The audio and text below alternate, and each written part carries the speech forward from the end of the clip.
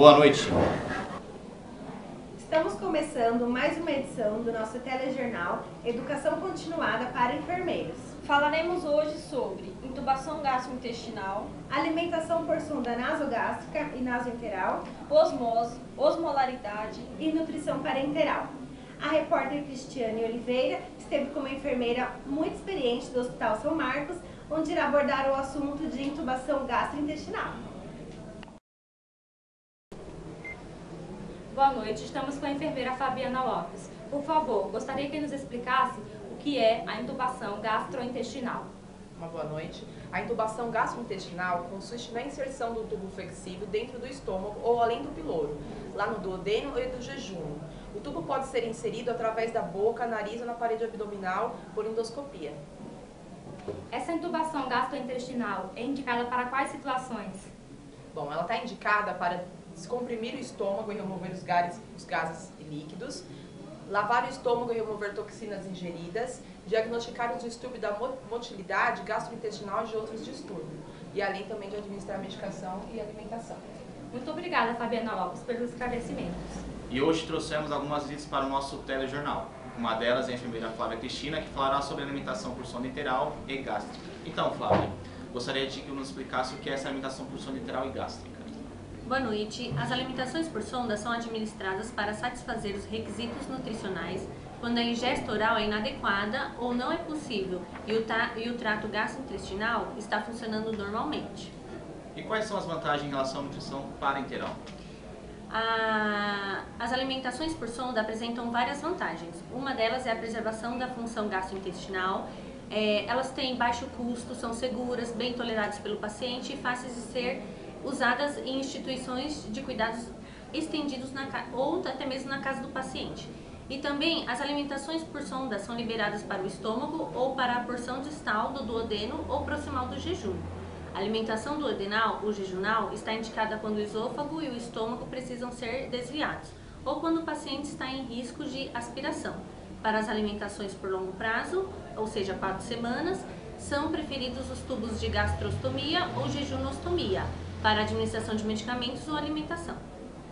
Muito obrigado, Flávia Cristina, pelos esclarecimentos. Obrigada a você. Nossa outra visita de hoje é a enfermeira Aline de Almeida.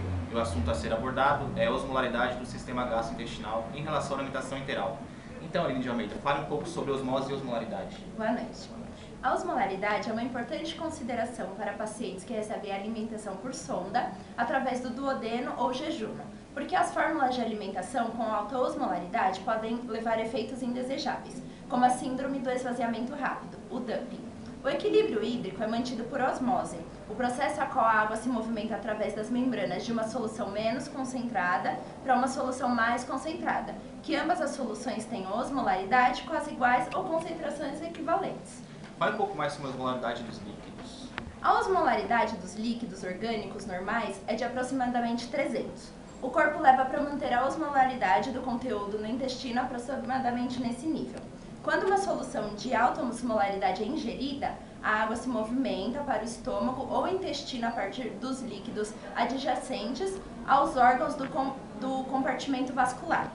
O paciente apresenta uma sensação de plenitude, náusea e diarreia, podendo provocar desidratação, hipotensão, taquicardia, coletivadamente chamadas de síndrome do esvaziamento rápido.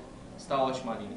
Hoje conhecemos um pouco mais sobre este assunto. Obrigado pelas informações. Agradeço a vocês pelo convite e pela oportunidade da explanação de um assunto tão importante.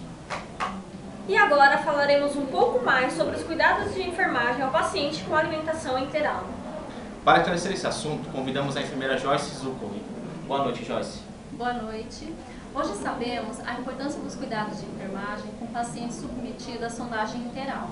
Vou falar algum deles para vocês. Verificar sempre o prazo de validade da dieta. Os frascos de dieta devem ser limpos com algodão umedecido em álcool antes de sua abertura. Lave bem as mãos com água e sabão antes do início do preparo. Observe se a sonda está bem fixada no nariz do paciente e não pressionada. A dieta que será administrada no paciente deve estar em temperatura ambiente. O nutricionista médico responsável pelo tratamento em alta deve determinar qual o volume de dieta integral que será usado e os horários para a administração. Para receber a dieta, o paciente deve estar sentado no leito, formando um ângulo de 45 graus no mínimo. Ele deve ficar nessa posição durante o recebimento da dieta e após 30 minutos do término dela. Essa posição é extremamente importante, pois impede que o paciente tenha uma broncoaspiração. Limpe diariamente a parte externa da sonda com gaze e álcool a 70% ou sabonete suave e seque bem. Verificar sempre o resíduo gástrico, verificar a posição da sonda, administre medicamentos separadamente após a dieta. Obrigado, Joyce. Tenho certeza que essas informações serão muito úteis para os enfermeiros.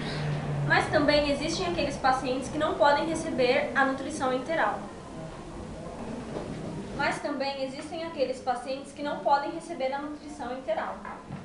Sim, a enfermeira Samantha Bezerra veio para abordar sobre a nutrição parenteral. Boa noite, Samantha. Boa noite. Então, a nutrição parenteral é um método para fornecer a nutrição para o organismo através de uma via intravenosa. A nutrição consiste em uma mistura muito complexa, contendo proteínas, carboidratos, lipídios, eletrolitos, vitaminas, minerais, residuais e água estéril em um único recipiente.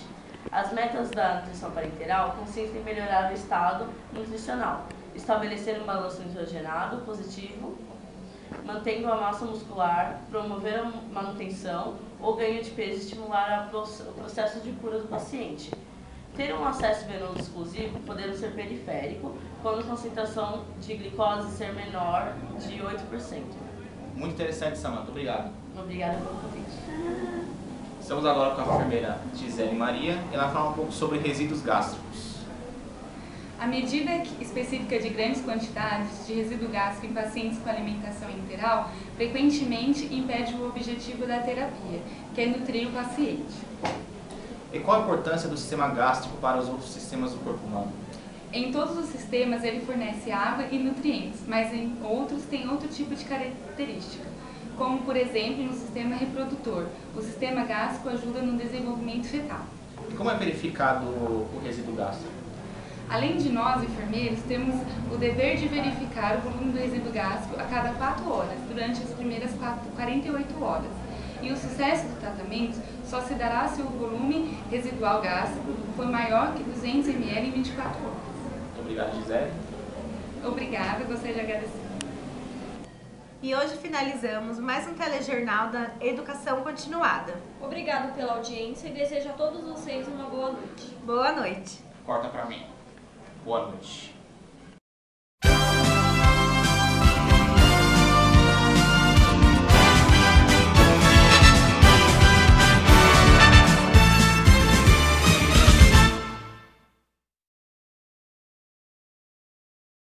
Dá 10 nos trabalhos de vocês, né, Fabi? Esquece do... Não, espera. Já foi melhor, né? E hoje trouxemos algumas vezes para o nosso telejornal. Estou aqui com a enfermeira Flávia, que falará sobre alimentação por sonda enteral e gástrica.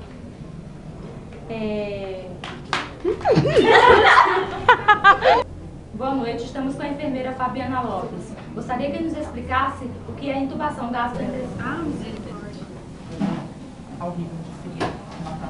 Tem uma outra. Vai! Não,